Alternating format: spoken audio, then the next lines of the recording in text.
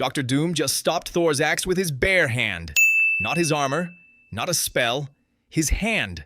And that's not even the most disturbing thing hiding in this trailer, because buried in the background of one single shot, Marvel may have just told us exactly who is not surviving Avengers. Doomsday. Stick around, because by the end of this video, you'll see this trailer completely differently. On July 20th, 2026, Marvel Studios dropped the first full trailer for Avengers, and it is loaded. We're going through it scene by scene in the exact order it plays, breaking down every character, every Easter egg, and every clue about where this is heading. I'll always tell you clearly what's confirmed in the footage and what's speculation. Let's get into it. The light isn't clearly identified in the footage, so what exactly Xavier is looking at is not confirmed. Given the visual, a massive glow overtaking the sky, this reads as a possible incursion, the comics phenomenon where two universes collide and one must be destroyed to save the other. This directly continues the X-Men-focused Doomsday teaser released earlier in 2026, which showed Xavier and Magneto together in that same room,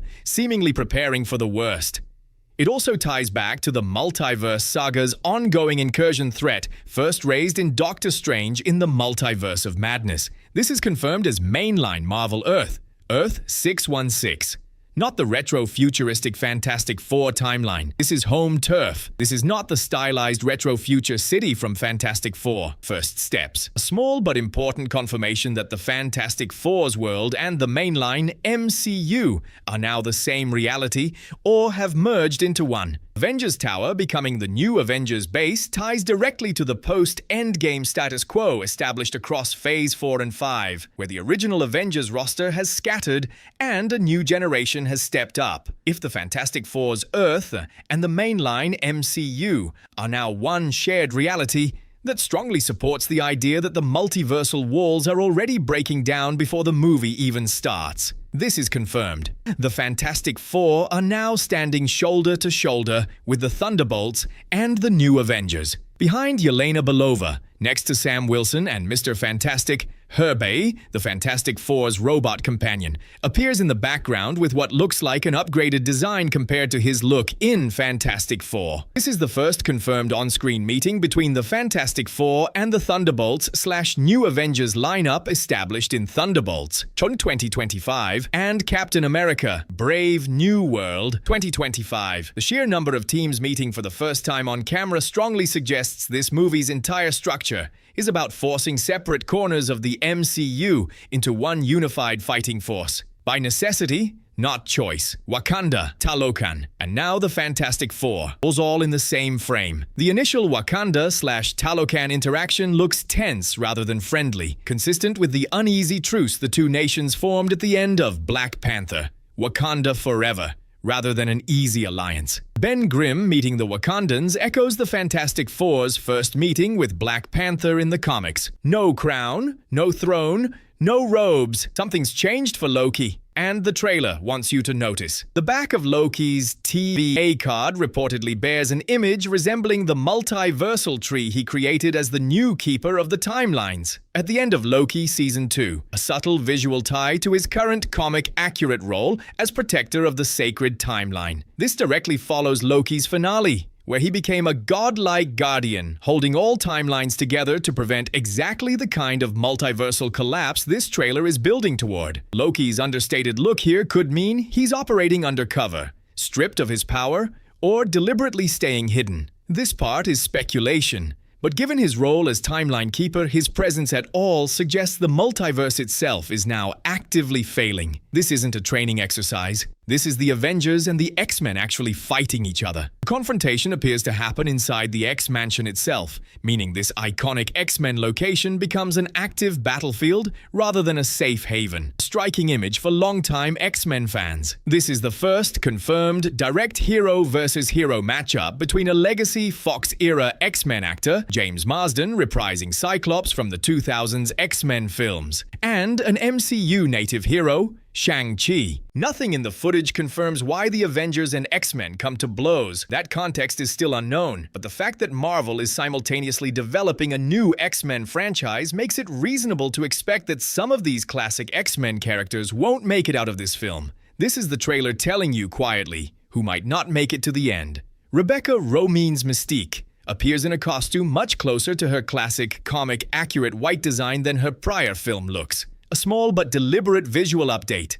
Cassie Lang previously debuted as the hero stature in Ant-Man and the Wasp, Quantumania, and has been teased as a potential member of a future Young Avengers lineup that hasn't yet formally assembled on screen. The Xavier Magneto moment, paired with the quiet farewells between Scott and Cassie and between Johnny and Sue, is being widely read by fans as a deliberate setup for major character deaths. That reading is supported by the emotional weight of the editing, but no death is explicitly confirmed in the trailer itself. This is the turn, from mourning to momentum. The Cyclops optic blast shot appears to be set in the wreckage of the X-Mansion seen earlier, suggesting this whole sequence. The staircase explosion, Gambit versus Shang-Chi, and this blast is part of one continuous battle. Sue Storm raising a force field against Namor while making eye contact with Shuri visually sets up a possible turn from Talokana's enemy to Talokana's ally, echoing the alliance through conflict pattern from Black Panther, Wakanda Forever. This sequencing hints that the mansion battle may resolve with former enemies fighting side by the film's climax, but that is not confirmed by the trailer. Only implied by the editing. Thanos couldn't do this, not like this, not with one hand. Elsewhere in the trailer, Doom is shown kneeling, and his voice, confirmed as Robert Downey Jr., delivers the line about an unthinkable decision and something that cannot be deterred, which plays over the Xavier scene at the very start. Doom is Reed Richards' archenemy from the comics and is widely considered Marvel's greatest villain. His MCU introduction follows the retitling of this film from Avengers. The Kang Dynasty after Jonathan Majors was dropped as Kang in December 2023. This could be the biggest clue in the entire trailer. A villain physically overpowering Thor in a way Thanos never did tells us Doom's threat level in this film isn't just cosmic. It's personal, hand-to-hand, undeniable. Doom's warning about an unthinkable decision also supports the widely discussed theory that Doom may first present himself as an ally, offering to save one reality at the cost of others, a framing straight out of the comic's original Incursion storyline.